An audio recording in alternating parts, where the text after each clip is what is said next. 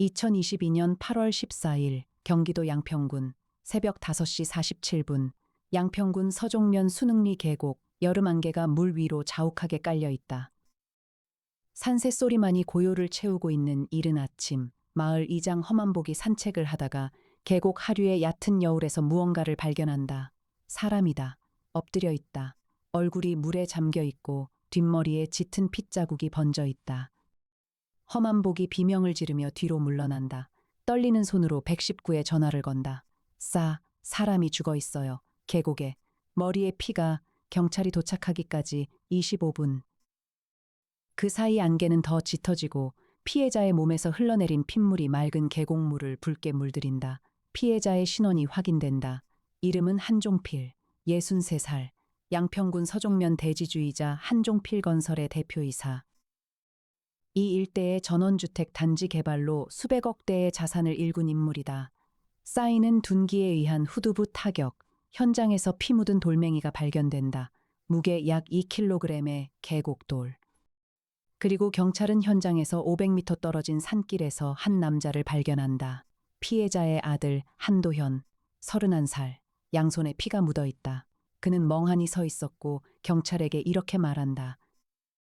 아버지가 쓰러져 계셨어요. 제가 일으키려고. 한도현은 현장에서 체포된다. 아버지를 살해한 혐의.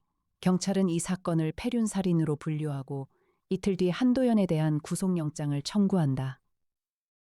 그런데 이 사건에는 한 가지 이상한 점이 있다.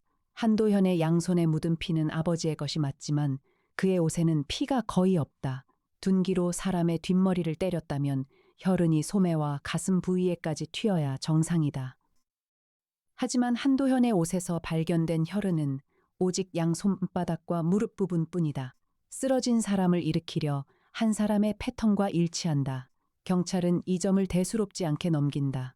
계곡물에 씻겨 나갔을 수 있다는 논리다. 하지만 누군가는 이 모순을 놓치지 않는다. 같은 날 오전 10시 서울 마포구 합정동 50층짜리 오피스 빌딩 꼭대기 300평 전층을 사용하는 강력탐정사무소의 대형 모니터에 뉴스 속보가 떠 있다. 양평 대지주 한종필 씨 피살, 아들 한도현 현행범 체포, 강혁이 소파에 앉아 뉴스를 보고 있다. 키 185cm, 75kg의 다부진 체격, 검게 그을린 얼굴에 짧게 깎은 머리. 왼쪽 눈썹을 가로지르는 옅은 흉터가 뉴스 화면에 푸른 빛을 받아 희미하게 드러난다. 42살의 전직 베테랑 형사, 서울지방경찰청 강력계에서 16년을 보낸 남자다. 그의 눈이 화면 한 구석에 고정된다. 뉴스 자막 아래 현장 사진의 한 부분. 한도현의 양손 클로즈업 사진이다. 피가 손바닥 안쪽에만 집중되어 있다. 손등에는 거의 없다. 이건 아닌데. 강혁이 중얼거린다. 맞은편 책상에서 이해나가 고개를 든다. 둥근 안경 너머로 날카로운 시선을 보낸다. 훤칠한 키에 단정하게 묶은 머리, 24살의 분석화학 전문가, 국립과학수사연구원 법화학과 출신으로 강혁이 직접 스카우트하여 사무소에 합류시킨 인재다. 뉴스 보셨어요, 탐정님? 응? 혈흔 패턴이 이상해. 저도 봤어요. 가해자의 혈흔 분포가 아니에요. 구조자의 패턴이에요.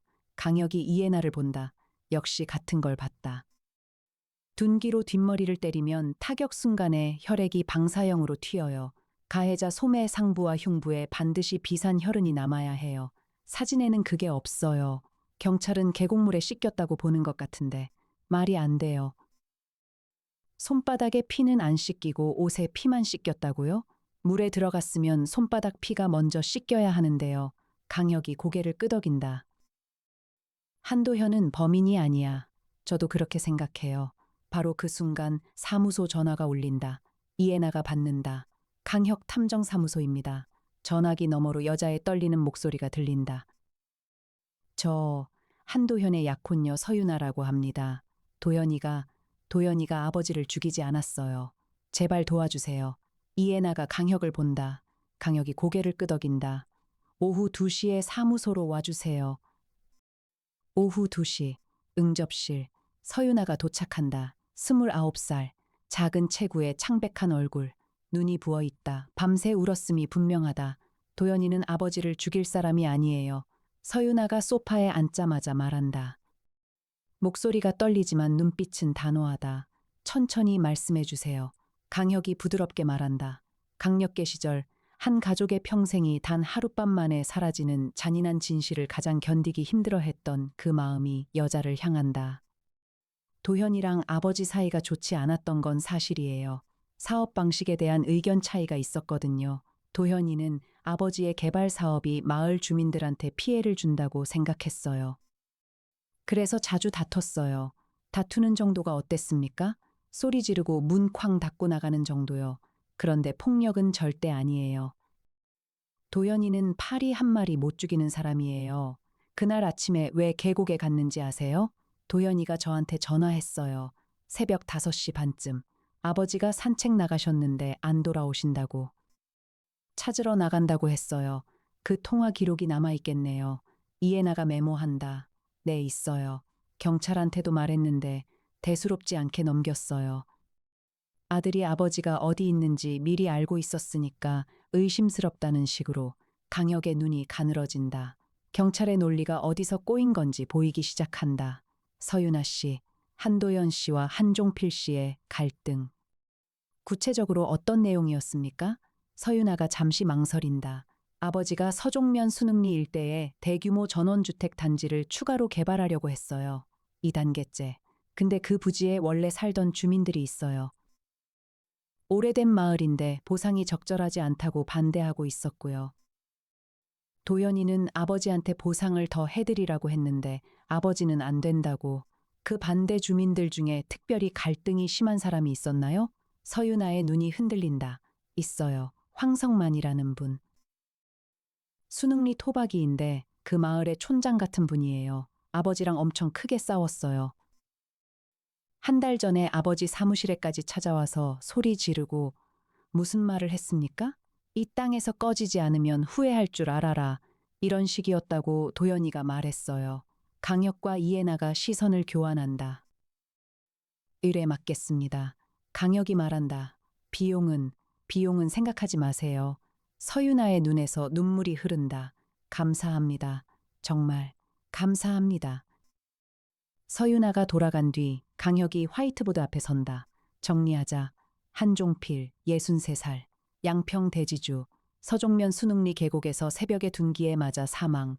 현장에서 500m 거리의 아들 한도연이 손에 피 묻힌 채 발견. 체포. 하지만 혈흔 패턴은 구조자의 것. 이해나가 덧붙인다. 그리고 갈등 관계에 있는 인물 황성만. 개발 반대 주민 대표. 양평에 가야겠어. 내일 오전 9시 출발이면 될까요? 강혁이 고개를 돌린다. 이해나가 이미 태블릿에 경로를 띄워놓고 있다. 벌써 준비해놨어? 서윤아 씨 전화 받을 때부터요. 강혁이 헛웃음을 친다. 이 여자는 정말 자기보다 한 발 빠르다. 그리고 탐정님, 한 가지 더 준비해야 할 게 있어요. 뭔데? 한도연 씨 접견이요. 구속된 상태니까 변호인 동행 없이는 접견이 어려워요. 강민혁 검사님한테 부탁하면 될까요? 강혁이 전화기를 든다. 형, 나야, 혀가, 이 시간에 무슨 일이야? 양평 한종필 살인 사건 알지? 아, 아들이 잡힌 그 건? 뉴스에서 봤어. 아들이 범인 아닌 것 같아. 내가 좀 파볼 건데, 한도연 접견 좀 주선해 줄 수 있어? 민간인이 구속 피의자를 접견하려면 내가 수사관 자격으로 동석하는 식으로 해줄 수는 있어. 어려운 건 아니야. 고마워, 형. 혀가 경기 남부경찰청 관할이야. 내 쪽에서 전화 한 통 넣을게. 다음 날, 2022년 8월 15일, 셋째 날, 아침 9시, 강역탐정사무소 지하주차장, 이해나가 검은색 벤틀리 컨티넨탈의 운전석에 앉는다. 강혁이 조수석에 탄다. 양평까지 1시간 반 거리. 이해나의 운전이라면 1시간이면 갈 것이다. 먼저 구치소 들러서 한도연 접견하고 그 다음에 현장 가요. 알았어. 차가 합정동 골목을 빠져나와 올림픽대로에 오른다. 8월의 햇살이 차창을 비추고 한강 위로 열기가 아지랑이처럼 피어오른다. 탐정님, 한 가지 생각해 봤는데요. 뭐? 한종필 씨가 새벽에 왜 계곡에 갔을까요? 산책? 63살 대지주가 새벽 5시에 혼자 계곡까지 산책을? 양평이 시골이긴 하지만 대지 주면 집도 넓고 정원도 있을 거예요. 굳이 계곡까지 나갈 이유가? 강혁이 고개를 끄덕인다. 좋은 지적이다. 누군가를 만나러 갔을 수 있어. 맞아요. 그리고 그 누군가가 그를 죽인 거예요. 약속 상대를 알아내야 해. 오전 10시 반, 경기 남부 제1구치소. 강민혁의 도움으로 접견이 성사된다. 면회실에 한도연이 나온다.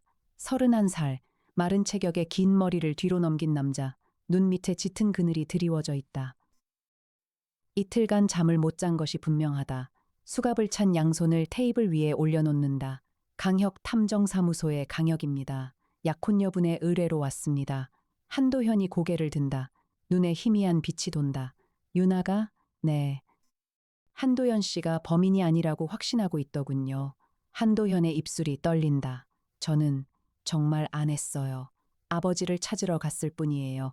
그날 새벽 이야기를 처음부터 해주세요. 한도현이 눈을 감았다 뜬다. 기억을 더듬는다.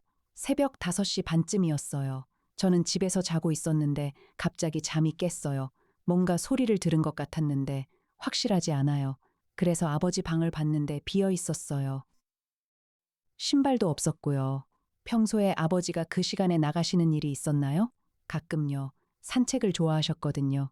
근데 보통은 6시 이후에 나가셨어요. 5시 반은 너무 이르다고 생각해서 불안해서 유나한테 전화했어요. 그 다음엔 옷 입고 나갔어요. 아버지가 산책하실 때 주로 가는 길이 있어요. 집에서 계곡 쪽으로 내려가는 산길이에요. 그 길을 따라갔는데 한도현의 목소리가 떨린다. 계곡 여울에서 아버지가 엎드려 계신 걸 봤어요. 물에 얼굴이 잠겨 있었고 뒷머리에 피가 급히 달려가서 일으키려고 했어요.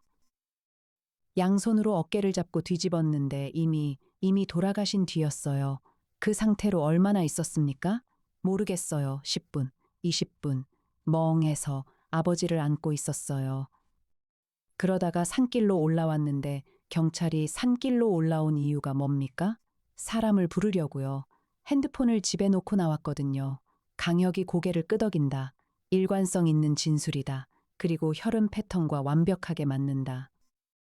한도연 씨, 아버지가 그 새벽에 누구를 만나러 갔는지 짐작 가는 사는 사람 있습니까? 한도연이 잠시 망설인다. 확실하지 않은데 말씀해 주세요. 아버지가 최근에 누군가한테 전화를 자주 받으셨어요. 그때마다 서재 문을 닫고 말씀하셨고요. 한 번은 제가 지나가다 들었는데 그건 안 된다고 하시더라고요. 화내시는 것 같았어요. 상대가 누군지는 모릅니다. 하지만 아버지 핸드폰에 기록이 있을 거예요. 경찰이 압수했겠지. 네. 강혁이 메모한다. 한종필의 통화 기록, 핵심 단서다. 한 가지만 더. 황성만이라는 사람 아시죠? 한도연의 표정이 복잡해진다. 수능리 촌장님이요. 아버지랑 개발 문제로 싸우신 분.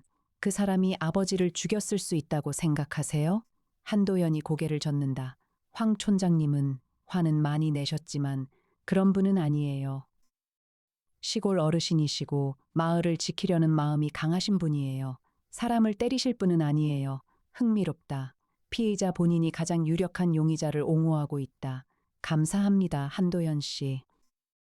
반드시 진실을 밝히겠습니다. 한도현의 눈에 물기가 어린다. 부탁드립니다. 그리고 유나한테 괜찮다고 전해주세요. 구치소를 나와 차에 탄다. 현장으로 가자. 네. 이해나가 차를 출발시킨다. 탐정님, 한도연 씨 진술 어떻게 보세요? 진짜야. 저 사람은 범인이 아니야. 저도 같은 판단이에요. 그러면 핵심은 한종필 씨가 새벽에 누구를 만나러 갔느냐. 통화 기록을 봐야 하는데 경찰이 가지고 있으니까. 강혁이 전화기를 든다. 형, 나야, 혁아. 접견은 잘 됐어? 응, 고마워. 하나만 더 부탁할게. 한종필 피해자 핸드폰 통화 기록 최근 한 달치. 형 쪽에서 수사 공조 명목으로 열람할 수 있어? 그건 경기 남북찰청 수사과에 요청해야 하는데 내가 아는 후배가 거기 있으니까 부탁해 볼게. 고마워, 형, 혁아. 이 사건 뭐가 있는 거야? 아들이 안 한 거야. 진범이 따로 있어. 확실해? 확실해. 알았다. 조심해라. 오전 11시 40분. 양평군 서종면 수능리. 계곡이 보인다. 8월의 한낮 햇살이 물 위에서 반짝인다. 하지만 이 아름다운 풍경 아래에서 이틀 전에 한 사람이 죽었다. 강혁과 이해나가 현장에 도착한다. 경찰 통제 테이프가 아직 남아있다. 하지만 경비는 이미 철수한 상태다. 경찰 입장에서는 범인을 잡았으니 현장을 더 지킬 이유가 없는 것이다. 강혁이 테이프를 넘어 현장에 들어선다. 있는 것, 없는 것, 어색한 것. 있는 것, 계곡 여울의 얕은 물, 주변의 자갈과 돌, 물가의 풀밭, 산길에서 계곡으로 내려오는 경사면, 경사면의 발자국 흔적들, 경찰 활동으로 인해 뒤섞여 있다. 없는 것, 범행 도구인 돌멩이는 이미 수거됐다. 그리고 한 가지 더, 한종필이 계곡까지 내려온 경로가 보이지 않는다. 산길에서 계곡까지 내려오는 경사면은 풀이 우거져 있는데 발에 밟힌 풀자국이 한 방향에만 있다. 아들 한도연이 내려온 방향이다. 애나 씨, 이리 와봐. 이해나가 다가온다. 경사면 풀자국이 이쪽에만 있어. 한도연이 내려온 방향이야. 그런데 한종필은 어디서 내려온 거지? 이해나가 주위를 둘러본다. 계곡 상류 쪽으로 시선을 돌린다. 저쪽이요. 이해나가 가리키는 곳은 계곡 상류 약 200m 지점. 거기에 물가로 내려오는 또 다른 좁은 길이 있다. 돌계단처럼 자연적으로 형성된 바위 사이의 통로. 두 사람이 그쪽으로 이동한다. 바위 통로의 표면을 살펴본다. 여기, 강혁이 멈춘다. 바위 한 모서리에 미세한 검은 자국이 있다. 고무 자국이다. 신발 밑창이 바위에 긁힌 자국. 두 사람이 여기로 내려왔어. 한종필하고 그를 만나러 온 사람. 두 사람이요? 고무 자국이 두 종류야. 여기기 보면 이건 등산화 패턴이야. 그리고 저건 강혁이 허리를 숙여 더 가까이 본다. 작업화야. 발볼이 넓고 밑창이 두꺼운 작업화. 이해나가 핸드폰으로 사진을 찍는다. 한종필 씨가 신은 건 뭐였는지 확인해 봐야겠어요. 등산화를 신었을 거야. 산책이니까. 그러면 작업하는 상대방 거지. 작업하라면 건설 현장 사람이거나 농사 짓는 사람이거나. 강혁의 눈이 빛난다. 어색한 것을 찾았다. 뭐예요? 돌멩이. 범행 도구요? 이 계곡의 돌은 대부분 둥글둥글한 자갈이야. 물에 오래 씻기면서 모서리가 다 닳거든. 그런데 뉴스에서 본 범행 도구 사진 기억나? 모서리가 날카로웠어요. 맞아. 이 계곡의 돌이 아니야. 다른 데서 가져온 거야. 미리 준비해 온 거라는 뜻이네요. 계획된 살인이야. 우발적 범행이 아니야. 오후 1시, 순흥리 마을. 강혁과 이해나가 마을 안으로 들어간다. 오래된 시골 마을이다. 전통 가옥과 현대식 농가가 섞여 있다. 마을 한쪽에 전원주택 단지 개발 반대라는 현수막이 걸려 있다. 마을 사람들에게 물어 황성만의 집을 찾는다. 마을 가장 안쪽, 언덕 위에 낡은 기와집, 대문이 열려 있다. 마당에서 70대 노인이 텃밭에 물을 주고 있다. 황성만 어르신이시죠? 강혁이 부른다. 노인이 돌아본다. 구릿빛 피부에 깊은 주름, 힘있는 체격이지만 나이는 숨길 수 없다. 누구시오? 서울에서 온 강혁이라고 합니다. 한종필 씨 사건 관련해서 여쭤볼 게 있어서요. 황성만의 얼굴이 굳는다. 경찰이요? 아닙니다. 사설 탐정입니다. 탐정이라 뭘 물어보려고? 어르신 한종필 씨와 갈등이 있으셨다고 들었습니다. 황성만이 호스를 잠그고 돌아선다. 눈빛이 날카롭다. 갈등이 아니라 싸움이었지. 이 마을 3대째 지켜온 땅을 빼앗으려고 한 인간이야. 내가 화를 안 낼 수 있었겠소? 사무실에까지 찾아가셨다면서요.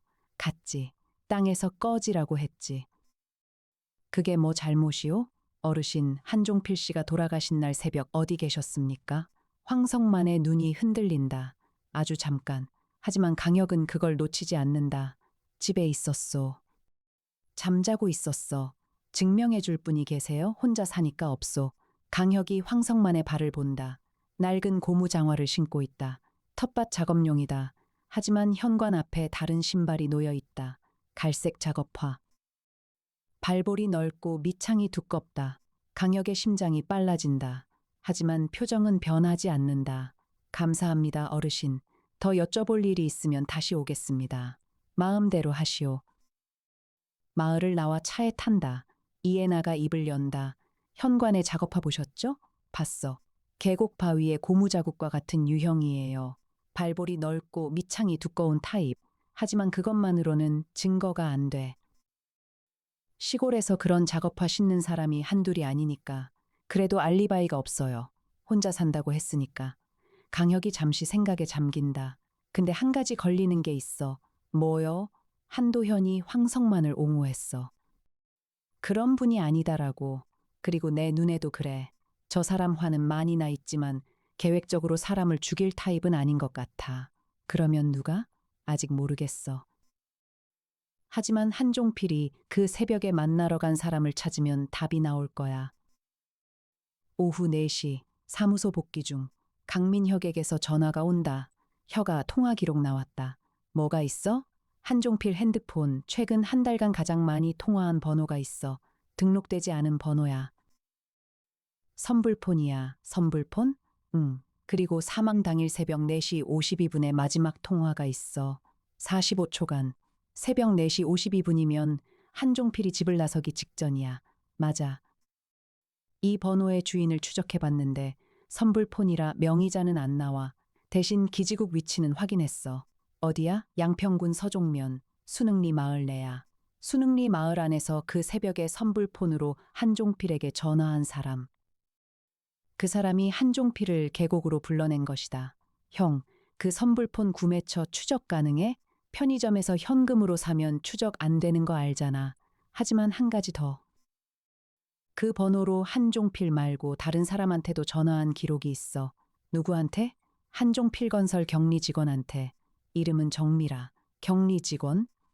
3주 전에 한 번 통화했어. 정미라. 그 사람 뭐 하는 사람인지 확인해 줄 수 있어? 이미 해놨지. 정미라, 43세. 한종필 건설에서 12년 근무. 격리 과장이야. 그리고 강민혁이 잠시 멈춘다. 뭐? 정미라의 남편이 있어. 이름은 황진우. 황? 응. 그리고 황진우의 아버지가 누군지 알아? 강혁의 손이 잔뜩 힘이 들어간다. 황성만. 맞아. 차 안에 침묵이 흐른다. 이해나가 운전하면서도 귀를 기울이고 있었다. 탐정님 들었어요. 황성만의 며느리가 한종필건설 격리과장이에요. 그리고 선불폰으로 그 며느리한테도 전화했어. 그러면 용의선상에 오르는 사람이 바뀌는 건가요? 강혁이 이 말을 짚는다. 아니, 넓어지는 거야. 황성만 본인, 황성만의 아들 황진우, 그리고 며느리 정미라. 이 세 사람 중에 답이 있어. 황진우는 어떤 사람이에요? 아직 몰라. 알아봐야 해. 이에나가 한 손으로 태블릿을 조작한다. 나정희에게 메시지를 보낸다. 나정희 씨한테 황진우 인적 사항 조회 부탁했어요. 사무소 도착. 오후 6시. 나정희가 조회 결과를 준비해 놓고 있다. 탐정님 황진우요. 45세. 현 직업 없음. 2019년까지 한종필건설에서 현장 감독으로 근무했어요. 한종필건설에서? 네. 그런데 2019년에 해고됐어요. 해고 사유가 공금 횡령 혐의예요. 2천만 원. 하지만 형사 고발은 안 했어요. 한종필 대표가 고발하지 않는 대신 조용히 해고한 거예요. 강혁과 이해나가 동시에 같은 생각을 한다.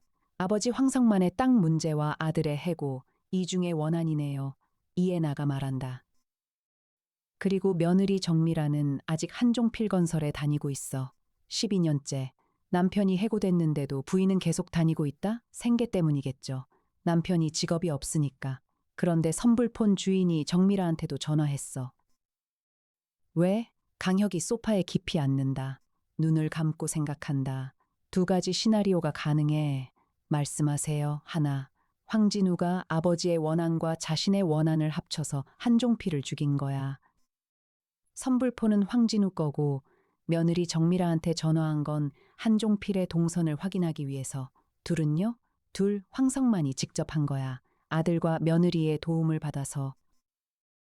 가족 공모. 세 번째 가능성은 없어요? 이해나가 묻는다. 강혁이 눈을 뜬다. 있지. 셋. 우리가 아직 모르는 사람이 있을 수 있어. 2022년 8월 16일. 넷째 날. 아침. 강혁이 결정한다. 황진우를 만나러 가자. 주소는 순흥리 마을 아니에요. 아버지 황성만 집 근처에 따로 살아요. 다시 양평으로. 이해나가 운전한다. 이번에는 황성만의 집이 아니라 마을 안쪽 작은 단독주택, 황진우의 집이다. 대문을 두드린다. 한참 만에 문이 열린다. 황진우, 45세, 키가 크고 마른 체격, 눈밑이 어둡다. 경계심 가득한 눈으로 강혁을 올려다본다. 누구세요? 강혁 탐정사무소의 강혁입니다. 한종필 씨 사건 관련해서요. 황진우의 얼굴에 경련이 인다. 아주 잠깐. 하지만 그것만으로 충분하다. 저는 모르는 일인데요. 잠깐만 이야기할 수 있을까요? 바쁜데. 직업이 없으시다고 들었는데요. 황진우의 눈이 날카로워진다. 뭘 조사한 거야?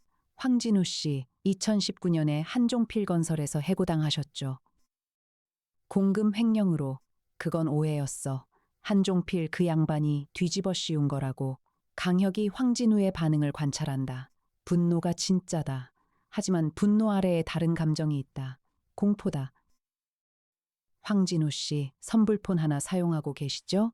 순간 황진우의 얼굴이 새하얗게 변한다. 그리고 문을 닫으려 한다. 강혁이 발을 문 사이에 끼운다. 도망치면 더 불리해집니다. 나는 안 했어. 뭘 안 하셨다는 겁니까? 황진우가 문에 기대어 주저앉는다. 몸이 떨리고 있다. 죽이지 않았어. 나는 죽이지 않았어. 강혁이 이해나를 본다. 이해나가 고개를 미세하게 끄덕인다. 녹음기를 켠 상태다. 강혁이 천천히 웅크린 황진우 앞에 쪼그리고 앉는다. 처음부터 말해주세요. 다 알고 있습니다. 황진우의 눈에 물기가 어린다. 한참을 떨다가 입을 연다. 나는 그날 새벽에 한종필을 계곡으로 불러냈어. 맞아. 선불폰으로 전화해서 나오라고 했어. 왜요? 돈을 요구하려고. 아버지 땅 보상비를 제대로 달라고. 2천만 원 횡령건도 내가 한 게 아니라고 누명 벗겨달라고. 만나서 어떻게 됐습니까? 계곡에서 만났어. 새벽 5시 반쯤 한종필이 왔어. 나는 말했어. 아버지 땅값 제대로 치러라. 안 그러면 횡령건 진실을 언론에 폭로하겠다고. 한종필이 뭐라고 했어요? 비웃었어. 증거도 없으면서 뭘 폭로하겠냐고.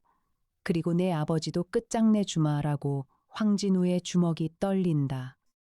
나는 화가 나서 한종필의 멱살을 잡았어.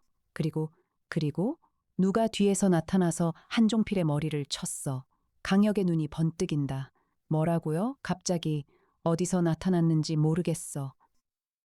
나는 한종필의 멱살을 잡고 있었고 한종필이 나를 밀어내려고 하고 있었는데 갑자기 뒤에서 퍽 하는 소리가 나면서 한종필이 쓰러졌어. 그 사람을 봤어요? 아니, 어두웠어. 새벽이었고 안개가 짙었어. 한종필이 쓰러지는 순간 나는 겁에 질려서 뒤도 안 돌아보고 도망쳤어. 상류 쪽 바위길로? 거기로 올라가서 집으로 뛰었어. 강혁이 일어선다. 머릿속에서 퍼즐이 재구성된다. 황진우 씨. 당신은 살인을 하지 않았어요. 하지만 당신이 한종필을 그 자리에 불러낸 건 사실이고 그걸 이용한 사람이 있어요. 뭔 소리야? 누군가 당신이 한종필을 만날 거라는 걸 알고 있었어요. 그리고 그 순간을 노려서 한종필을 죽인 거예요. 당신이 멱살을 잡고 있는 그 순간에. 그러면 나한테 뒤집어 씌우려고? 아들 한도현에게 뒤집어진 거지만 원래 계획은 당신에게 뒤집어 씌우는 거였을 수도 있어요. 한도현이 우연히 먼저 발견한 거니까. 황진우가 바닥에 주저앉은 채 머리를 감싸 쥔다. 그러면 누가 강혁이 뒤돌아서며 말한다. 그걸 지금부터 알아내야죠. 차 안, 제3자가 있어. 강혁이 말한다. 황진우가 한종필을 불러낸다는 걸 알고 그 기회를 이용해서 범행한 사람, 황진우의 선불폰 통화를 누가 알 수 있을까요? 가족이요. 아버지 황성만이나 아내 정미라. 강혁이 중얼거린다. 선불폰 주인이 정미라한테도 전화했었지? 아니요, 잠깐만요. 형이 말씀하신 건 선불폰에서 정미라한테 전화한 거잖아요. 그러면 선불폰이 황진우 거라면 황진우가 자기 아내한테 전화한 거예요. 그건 자연스럽죠. 맞아. 그러면 정미라는 남편의 계획을 알고 있었어. 한종필을 새벽에 계곡으로 불러낸다는 걸. 그리고 정미라가 그 정보를 누군가에게 전달했을 수 있어요. 누구한테? 이해나가 안경을 밀어 올린다. 한종필의 주변 인물 중에 한종필이 죽으면 이득을 보는 사람이 또 있을 거예요. 사업적으로? 네. 한종필건설의 지분 구조를 봐야 해요. 이해나가 태블릿을 두드린다. 나정희 씨, 한종필건설 법인 등기부등본하고 주주 명부 좀 떼어줄 수 있어요? 1시간 뒤 사무소에서 결과가 온다. 나정희의 목소리가 스피커폰으로 울린다. 한종필건설 주주 구성이요. 한종필 본인이 60%, 한도연이 20%, 그리고 나머지 20%를 가진 사람이 있어요. 이름은 한종필의 동생 한종태예요. 한종태? 네, 58세. 한종필건설 부사장이에요. 한종필이 사망하면 그의 지분 처리가 핵심이 될 거예요. 한도연이 구속되면, 한도연이 유죄 확정되면 상속 결격 사유에 해당해서 한종필의 지분 상속에서 배제돼요. 그러면 차순위 상속인에게 가는데 동생 한종태에게 가는 거군. 맞아요. 퍼즐의 마지막 조각이 떨어져 들어온다. 한종태, 동생. 한종필이 죽고 아들 한도연이 범인으로 몰려 상속 결격이 되면 회사 지분이 한종태에게 넘어간다. 60%가. 그러면 한종태가 회사의 완전한 지배자가 된다. 한종태가 진범이야. 강력이 단언한다. 그리고 정미라가 내통한 거야. 한종필건설 격리과장 정미라. 이 여자가 한종태와 연결되어 있어. 탐정님, 어떻게 증명할 거예요? 정미라를 만나야 해. 그리고 한종태의 그날 새벽 행적을 확인해야 해. 2022년 8월 17일, 다섯째 날, 아침, 강혁이 결정을 내린다. 두 갈래로 움직이자. 애나 씨는 정미라를 만나. 여자 대 여자로 접근하는 게 자연스러울 거야. 나는 한종태를 만난다. 한종태한테 뭐라고 접근하세요? 투자 상담 명목으로 한종필건설 향후 사업 전망을 물어보는 식으로 이해나가 이미 한종태의 일정을 확인해 놓았다. 오늘 오후에 양평 현장 사무소에 있을 예정이다. 오후 1시 양평군 서종면 한종필건설 현장 사무소 프리페브 건물 주변으로 전원주택 공사 현장이 펼쳐져 있다. 강혁이 들어선다. 양복을 차려입고 명함을 내민다. 강혁 투자자문 대표 이해나가 만들어둔 위장 명함이다. 한종태가 맞는다. 58세. 형과 비슷한 체격이지만 더 살이 쪘다. 눈이 작고 입술이 얇다. 웃음을 짓고 있지만 눈은 웃지 않는 종류의 사람이다. 아이고, 투자자문에서 오셨어요? 형님이 돌아가신 직후라 사업 확장은 좀 시기상조인데 쪼이를 표합니다. 유족분들이 힘드시겠지만 사업 연속성이 중요한 시기라고 판단해서요. 수능리 2단계 개발 사업 진행 여부가 투자 결정에 영향을 미칠 수 있어서. 아, 네. 2단계는 형님이 돌아가시기 전에 추진하시던 거라 저도 고민 중이에요. 대화를 이어가면서 강혁이 관찰한다. 있는 것. 한종태의 책상 위에 서류 다발, 지분 양수도 계약서 초안이 보인다. 벌써 지분 이전을 준비하고 있다. 형이 죽은 지 사흘밖에 안 됐는데 없는 것, 슬픔. 형이 죽었다는 사람의 태도가 아니다. 눈이 충혈되어 있지도 않고 목소리가 떨리지도 않는다. 어색한 것. 그의 손, 왼손 검지 손톱 아래에 미세한 흙이 남아있다. 최근에 맨손으로 흙을 만졌다는 증거. 사무실에만 있는 사람의 손이 아니다. 한종태 부사장님, 실례지만 새로 시작될 개발 구역 현장은 직접 다니시나요? 아, 네. 현장을 봐야 판단이 서니까요. 양평에 자주 오시나요? 주 3일은 여기 있어요. 부사장님 거주지는? 서울이요. 강남에 살아요. 강혁이 속으로 메모한다. 서울 강남에서 양평까지는 차로 1시간 반. 새벽에 오면 더 빠를 것이다. 적당히 대화를 마무리하고 나온다. 같은 시각, 이해나가 정미라를 만나고 있다. 한종필건설 양평 사무소 근처 카페, 정미라, 43세, 단정한 외모에 피로가 역력한 표정. 이해나가 재무감사 관련 인터뷰라는 명목으로 접근했다. 정미라 과장님, 한종필건설에서 오래 근무하셨잖아요. 회사 재무 구조에 대해 여쭤봐도 될까요? 감사 관련이라면 저보다 재무이사님한테 비공식적인 자리예요. 커피 한잔 하면서 편하게 이해나의 사교성이 빛을 발한다. 차분하면서도 상대를 편안하게 만드는 말투. 20분 정도 일반적인 대화를 나눈 뒤 이해나가 핵심으로 들어간다. 정미라 씨, 남편분이 이전에 한종필건설에서 근무하셨다죠? 정미라의 커피잔이 멈춘다. 네, 맞아요. 해고 후에 많이 힘드셨겠어요. 정미라의 눈이 붉어진다. 네. 남편이 많이 힘들어 했어요. 한종태 부사장님과는 사이가 어떠세요? 순간 정미라의 손이 떨린다. 커피가 살짝 쏟아진다. 왜 그걸 물어보시는 거예요? 이해나가 정미라의 눈을 정면으로 본다. 정미라 씨, 저는 재무감사가 아니에요. 강력탐정사무소에서 왔어요. 한종필 씨 살인 사건을 조사하고 있어요. 정미라의 얼굴이 새하얗게 변한다. 저는 한종태 부사장님이 뭔가를 시켰죠. 남편의 계획을 알려달라고. 한종필을 언제 어디서 만나는지. 정미라가 양손으로 얼굴을 감싼다. 울기 시작한다. 몰랐어요. 죽일 줄은 몰랐어요. 한종태 부사장님이 그냥 한종필 대표님 동선을 알려달라고 해서 남편이 만나러 간다고 했을 때 그걸 알려준 것 뿐이에요. 누구한테 알려줬어요? 한종태 부사장님한테요. 전화로. 전날 밤에 한종태 부사장이 직접 전화했어요? 네. 자기 핸드폰으로요. 황진우가 내 형을 언제 만나냐고 물어서 새벽에 계곡에서 만난다고 했어요. 이해나가 조용히 녹음기를 확인한다. 다 담겼다. 정미라 씨, 이 이야기를 경찰에 해야 해요. 정미라가 고개를 끄덕인다. 울음을 멈추지 못하면서 남편은 괜찮을까요? 남편분은 살인을 하지 않았어요. 하지만 협박 혐의는 있을 수 있어요. 솔직하게 진술하면 최대한 감경받을 수 있을 거예요. 저녁, 강혁탐정사무소. 강혁과 이해나가 결과를 합친다.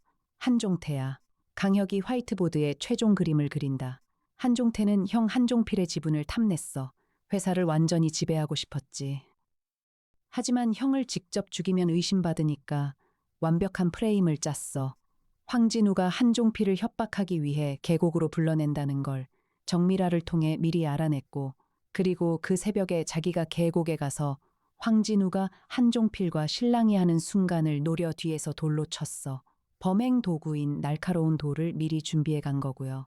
맞아. 이 계곡의 돌이 아니었으니까 다른 곳에서 가져온 거야. 동기, 지분 탈취.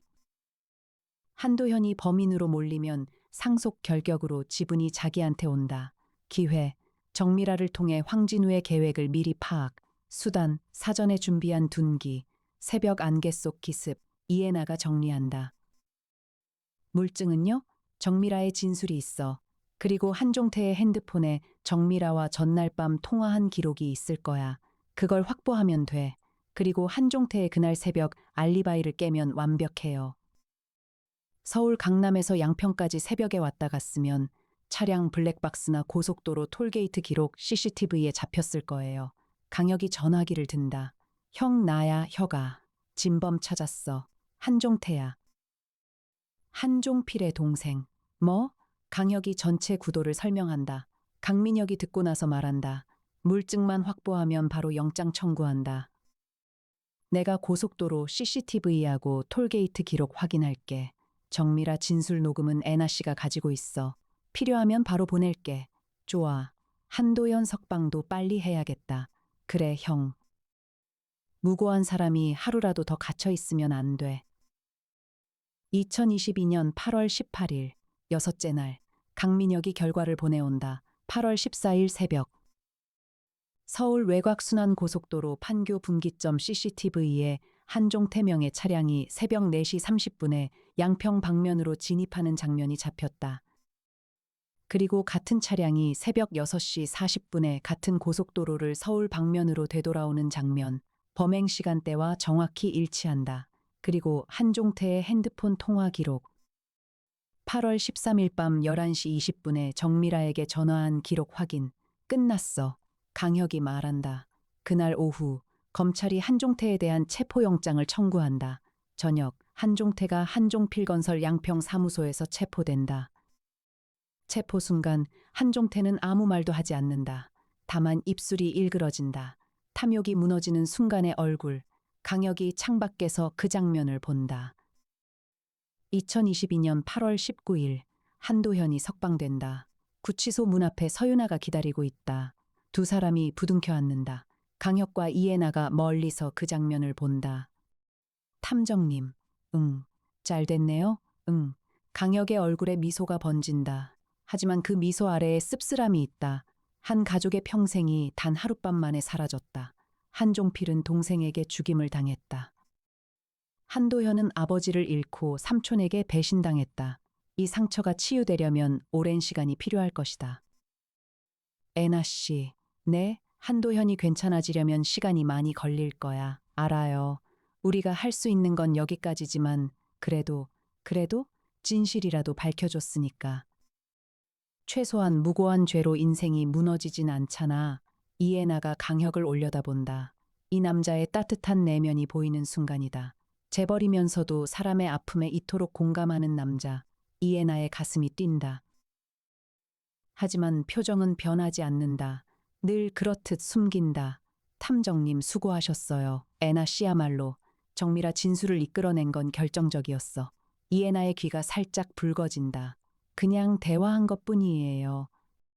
한 달 뒤 재판이 진행된다.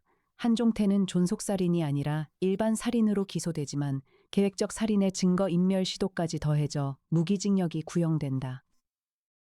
황진우는 협박 및 강요 미수 혐의로 기소되지만 살인에 가담하지 않았다는 점과 자발적 진술을 참작받아 집행유예를 받는다. 정미라는 범행 방조 혐의를 받지만 살인을 알지 못했다는 점이 인정되어 벌금형에 그친다. 황성만 어르신은 어떤 혐의도 받지 않는다. 아들의 잘못에 머리가 하얗게 샜지만 마을을 지키겠다는 그의 의지는 변하지 않는다. 한도현은 아버지의 유지를 이어받아 한종필건설의 경영을 맡되 순흥리 마을 주민들과의 상생 개발 모델을 새로 만들기로 한다. 황성만 어르신과 첫 번째 대화를 나누는 자리에 서윤아가 함께한다. 어느 가을 오후 강혁 탐정사무소 10월의 햇살이 50층 통유리를 통해 쏟아진다. 한강 위로 단풍이 물들기 시작한다. 강혁이 소파에 앉아 위스키 잔을 기울이고 있다. 이에나가 맞은편에서 태블릿을 보고 있다. 아무 말 없이 가끔 이렇게 같은 공간에서 각자의 시간을 보내는 것이 두 사람에겐 자연스러운 일상이다. 실험실에서 송태풍 박사가 뭔가를 분석하는 기계 소리가 은은하게 들린다. 나정희가 커피를 내리는 향이 사무소 전체에 퍼진다. 탐정님, 이에나가 태블릿에서 눈을 떼지 않고 말한다. 다음 의뢰가 왔어요. 뭔데? 아직 안 열어봤어요. 같이 볼까? 이에나가 살짝 미소 짓는다. 입꼬리가 밀리미터 단위로 올라간다. 네. 강혁이 일어나 이에나 옆에 앉는다. 어깨가 닿는다. 이에나가 미세하게 몸을 기울인다. 피하지 않는다. 오히려 반 센티미터 가까워진다. 두 사람이 새 의뢰 파일을 연다. 새로운 사건, 새로운 비밀, 새로운 진실. 세상에는 무언가를 잃고 무너진 사람들이 너무나 많다. 비록 재벌일지라도 그들의 뒤를 끝까지 따라가주고 지켜주겠다는 사명으로 강혁 탐정사무소의 하루는 오늘도 이어진다. 사건은 끝나도 사람은 계속된다. 이것이 강혁이 탐정을 하는 이유이며 이에나가 그 곁에 있는 이유다.